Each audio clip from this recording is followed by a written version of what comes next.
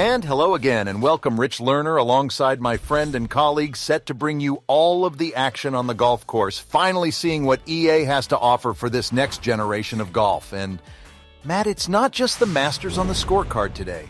You're right, Rich, a lot more than that. Now, if you think about some of these courses like Augusta National or East Lake or the Country Club, you think prestigious. You might even think exclusive. Well, the fact of the matter is that this game is not exclusive.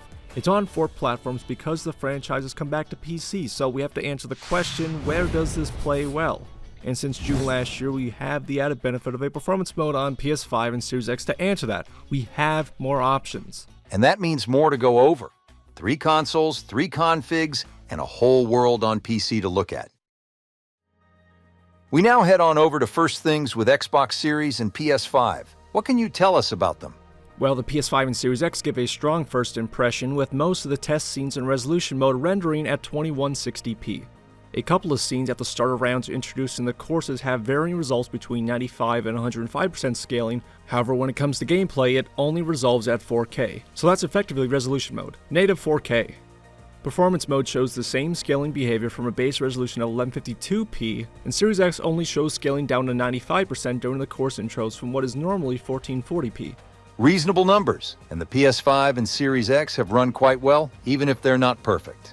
There are some stutters on all consoles when mid-hole results come up in career mode, plus their 60 FPS mode finds its way into the 50s with some screen tearing along the top of the screen in more intensive courses like Wetlands, and Series S has dips into the 20s in some courses similar to performance mode.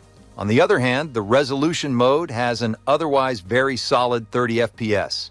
So there's some tweaking to be done, but performance mode is by no means bad. If only there was a compromise where resolution mode kept 30 FPS most of the time, except changed to 60 FPS during a 3-click swing. We saw this with Everybody's Golf, where it paused the world state, but I can see where with the left stick swing controlling the moment-to-moment animation of your golfer, it's only really possible with the 3-click swing, so I can see why they wouldn't want to take that approach. Well, that's how they stand, but we all know there had to be some cuts to get that performance. So how do their settings look? If we lay everything out, the resolution mode for PS5 and Series X isn't too bad on paper. Most settings are 1 step or 1/2 step down from the top setting on PC, with a fair bit more compromise for the other 2 modes. Ambient occlusion uses the top setting, and the terrain quality compares most similarly to high, with some parts of the terrain geometry being more similar to PC's low or even lower than low. This is shown at Wolf Creek in a few spots where the terrain has lower quality bitmaps on console than compared to PC when the environment is set to high and the terrain is set to low. Advanced hair rendering sets out to simulate the hair strands for facial hair and the other hairstyles that the characters have. It's not as consistently impressive as what we've seen with the latest FIFA games, yet when it works, it looks a lot nicer than without it, like with Jack Nicklaus here, and all the console versions keep this setting in.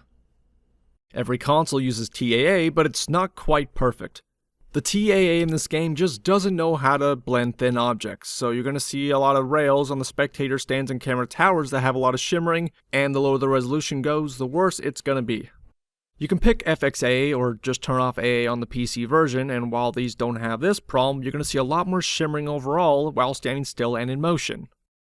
Resolution mode uses the medium preset for depth of field, but despite it being called that, it's really just a step down from ultra, and with medium you're going to see more cases of haloing where the effect is applied. The crowd quality is a halfway in between high and ultra, and for what that entails, we need to take a moment to explain just how the setting works. Crowd quality controls how far spectators are drawn out and their level of detail bias, and aside from disabling crowds, this can be set to medium, high, or ultra. However, this setting also looks at the environment quality to scale it accordingly. For example, the high crowd quality setting will not render them as far with the medium environment setting as it will on the high environment setting. This comes out to 7 different intervals of how far the crowd can be drawn out to, with the steps between some intervals greater than others. To find out what resolution mode uses, we know it uses the high environment quality, and as it is, it draws the crowds further than when both the crowd and environment quality are set to high on PC, far enough to match if we were to bump up PC's crowd quality to ultra. However, the crowd only goes so far out on this hole, and we need to also look at the level of detail. If we switch to the ocean course, we can see from this lady's skirt that at the nearest distance, the resolution mode matches the high crowd setting and loses to ultra, and as we pan away from her, her LOD swaps out further away on the console resolution mode than PC's high. It makes sense then to call the resolution mode crowd quality as being between high and ultra. That mostly covers resolution mode. The only two settings up in the air are texture quality and 3D grass. I couldn't find any difference between high or ultra texture quality, nor any difference between having the 3D grass on or off, so unfortunately I can't pin these down any further. On to performance mode, it cuts a few more things down, like with the shadow quality, which just affects shadow resolution, matching PC's medium instead of high, and the environment quality LOD is slightly lower now to somewhere in between PC's medium and high settings. You'll also find that the draw distance is lower for some objects than found on PC and the other console settings too. Take TPC Scottsdale's intro, where the cars in the parking lot are cold in the performance mode while they all show up on the resolution mode. The overarching environment quality setting for this mode gets more complicated because it handles reflections just like the low setting on PC does. Every mode and setting uses screen space reflections with backup cube maps to fall on, but everything else gets intermediary planar reflections for select objects, which these seem to be at a lower level of detail. Performance mode and PC's low environment quality don't get these.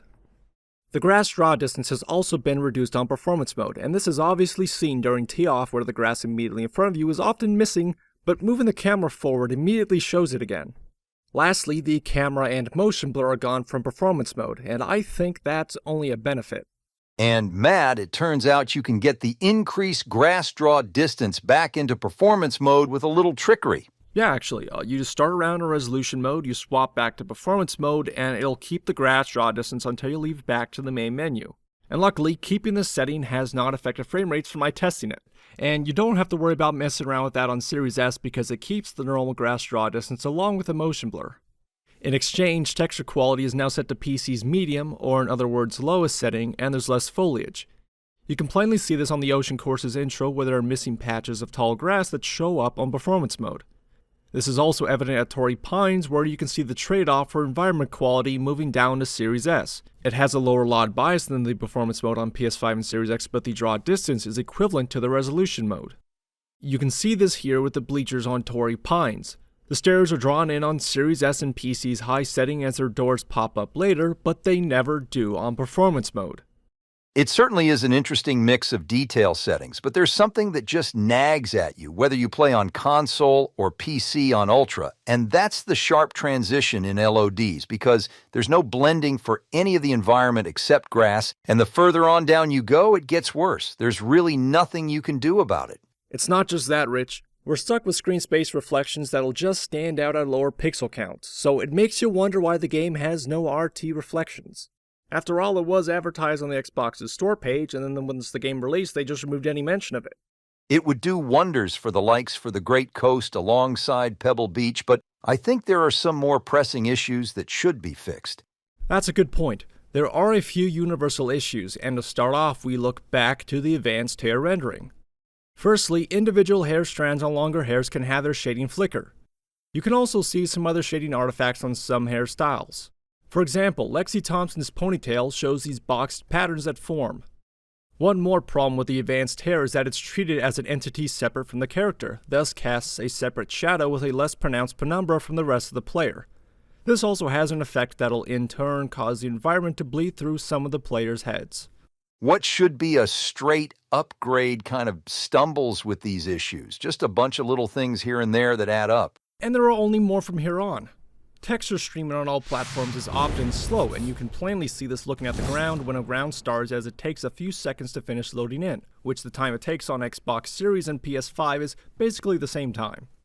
It's also easily triggerable, cutting the camera between looking at the whole overview and then your pre-address back on the ground. There's also a bug with crowds only animate at 30 FPS regardless of if you have your game running faster than that, save for the rare person who does animate at the full rate. Now, what's even weirder is that some spectators animate at even lower rates than that when you pull off a power shot and the game slows down to show the character swinging. And even then, you can still see the odd spectator running at the native rate. It's like all bets are off the table. What do you even make of this, It'd be nice if it ended there, but if we move to the proverbial back nine on the PC side, there are more things going on. For one, Intel Arc cards cannot use the advanced hair, it just won't work. And the 3D grass showing no difference might mean it really is broken. The PC version had an extra low setting for crowd quality that showed no change from medium and was removed going from version 8 to 9, so there is a precedent. There is, but the game's always had a lot of strange symptoms. In previous versions of the game, it would reset the environment quality back to high if you confirmed settings in the graphics menu a second time at any point after. Probably the biggest issue now standing with the PC release is that you have to cast shaders the first time you encounter them, and the worse CPU you have, the worse it is. We can use the TPC Boston intro as an example of scaling as it switches scenes. The 7800X3D has spikes up to 300 milliseconds on its first run, and the 1600 AF sees 800 milliseconds. Camera cuts still aren't perfect on subsequent runs, just the numbers you see get a lot more manageable. Now, it's not to say it's not going to show up the first time you're playing through the courses, it absolutely is, so there's going to be a bit of growing pains going through them the first time. Having said that, credit does need to be given for some efforts to fix this port. EA said they addressed a very consistent hitch that happened whenever the ball first hit the ground. And that's true, it previously had a very noticeable stutter after the first bounce, and I can't make that happen again on any of the 3 CPUs I tested. That part is mostly fixed at this point, as there are still small trailing stutters as the ball settles down. The good news about this is that it had a knock-on effect of fixing hitching every time you hit a putt. These were probably the next biggest issue with the PC port, and in my opinion, when combined with the shader caching, made the port a hard recommendation. Now, since there are still shader caching issues, this was taken into account when benchmarking the GPUs by letting it run once before recording the 5 main passes. These represent both the T pre-address, which is just before you actually hit the ball, and then the actual flyover, which represents once the ball is in the air. And because advanced hair doesn't work with ARC, that's been disabled. With that, we now turn over to the results to see what makes the cut at each resolution and how the recommended and minimum specs scale with each preset. A first look at 1080p, the 4070 Ti Super and 4080 Super appear to be super performers, topping the chart ahead of the 7900 XTX. However, there's some CPU limiting at 1080p, and this is indicated by the high average GPU busy deviation. The percentage on the left shows the average deviation when all scenes are aggregated, and the right number shows the percentage from one of the 18 scenes that had the highest average, non-instantaneous, deviation. Higher-end NVIDIA cards specifically perform way better than AMD card tested whole at St. Andrews 4th. There's such a big gap that even the 10GB 3080 comes out ahead of the 7900 XTX by 7% during the flyover, which both cards do show full utilization. This is also why the lows for AMD cards beyond the 6900 XT are disproportionately worse than any nearby NVIDIA counterparts. The ARC cards are also exceptionally poor performers at this hole. The A770 can have a 20% advantage against the 5700 XT in some other scenes, but here it's only 60% as fast as the 5700 XT. The ARC cards do still average 60 FPS, but their lows are also worse for this as well. If we normalize all scenes against the 3060 Ti, the 4070 beats the 3080 by 4%, the A770 is about equal with the 5700 XT, and the A750 is about 91% as fast as the 5700 XT. And for those interested, if we remove the St. Andrews hole from the results, the 700 XTX's gains range from about 4% at 1080p to 7% at 4K, and the 4080 Super loses from 1% at 4K down to 3% at 1080p. Dropping some cards from 1440p, we're still seeing some bottlenecking on some of the higher cards. The 7900 XTX and 4070 Ti Super have about the same averages, with lows still lower on the XTX. The needle for a minimum of 60 FPS has also been moved to an NVIDIA card above the 4070 Ti Super, with a little bit of room to spare for enabling hair rendering. Normalizing the results again, the 7900 XT outperforms the 7900 GRE by a more typical 17%, and the A750 now leads the 2060 Super by 3%. At 4K, the top cards show a very minor bottleneck, but now we see the 4070 Ti Super and 7900 XT separate from the 4080 Super and 7900 XTX. Unfortunately, none of the cards have lows over 60 FPS. The game's also being VRAM limited by the 8GB cards and potentially by 10GB cards too. Here's a frame time plot of the 3060 Ti's entire run in 2 different 10GB 3080 runs.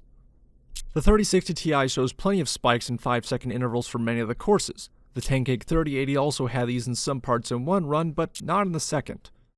Additional runs have it about 50-50 whether it has them or not, so you might need to use 12 gigs at 4K, and this is a little bit more than the 10 gigs they recommend in the settings menu for 4K Ultra. The normalized results put the 7900 XTX as the top card on this chart. The 4070 Ti Super and 7900 XT are about 87% as fast as the top cards.